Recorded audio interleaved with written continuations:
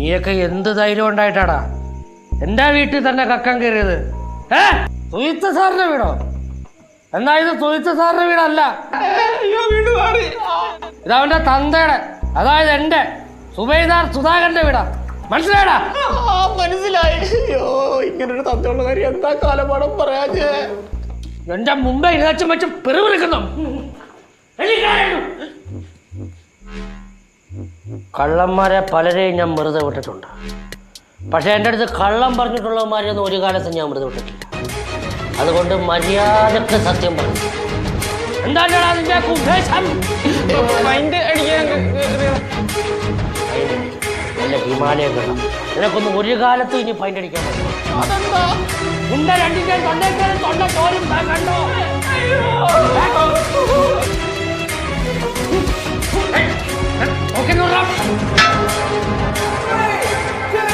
നല്ല ഉറക്കം കിട്ടുമല്ലേ? അല്ല പോലെ നിക്ക്. അതെ, എന്റെ വീടിന് ചുറ്റും കുറെ ടവർ ഉണ്ട്.